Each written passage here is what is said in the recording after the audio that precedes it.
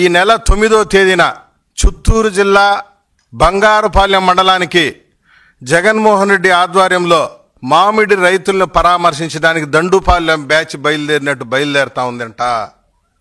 చిత్తూరు జిల్లా బంగారుపాలెం అత్యంత ప్రశాంతమైనటువంటి గ్రామం, ప్రశాంతమైనటువంటి మండల కేంద్రం. అటువంటి బంగారుపాలెం పైకి జగన్మోహన్ రెడ్డి ఆధ్వర్యంలో ఈ దండుపాలెం బ్యాచ్ రాబోతుంది.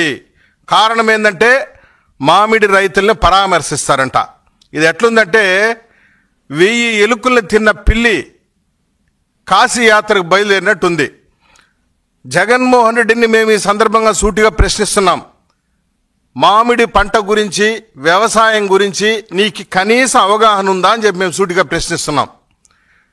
వ్యవసాయం గురించి నీకు తెలుసా అని అడుగుతున్నాను. పచ్చకండువా వేసుకున్న ప్రతి ఒక్కడు రైతు అవతారం ఎత్తేసి జగన్మోహన్ రెడ్డి రైతు వేషం వేసుకొని ఈరోజు ఆంధ్ర రాష్ట్రంలో ఉన్నటువంటి గ్రామాలని, పట్టణాలని సందర్శిస్తూ ఒక భయానకమైనటువంటి వాతావరణం సృష్టిస్తూ ఉన్నాడు. చిత్తూరు జిల్లా అత్యంత ప్రశాంతమైనటువంటి జిల్లా. ఈ జిల్లాపైకి 10,000 మందితో వస్తావా మామిడి రైతులను పరామర్శించేదానికి? 10,000 మందితో పర్మిషన్ అడుగుతున్నాడు. హెలికాప్టర్లో వస్తాడంట ఈయన రైతు వేషం వేసుకుని. నేను అడుగుతున్నాను జగన్మోహన్ రెడ్డి, మామిడి కాయల్లో ఎన్ని వెరైటీలు ఉన్నాయో నీకు తెలుసా అని చెప్పి నేను సూటిగా ప్రశ్నిస్తున్నా. ఎన్ని వెరైటీలు ఉన్నాయి? తోతాపురి అనే మామిడి పంటకి నీకు స్పెల్లింగు, మీనింగు తెలుసా అని చెప్పి అడుగుతున్నా నేను.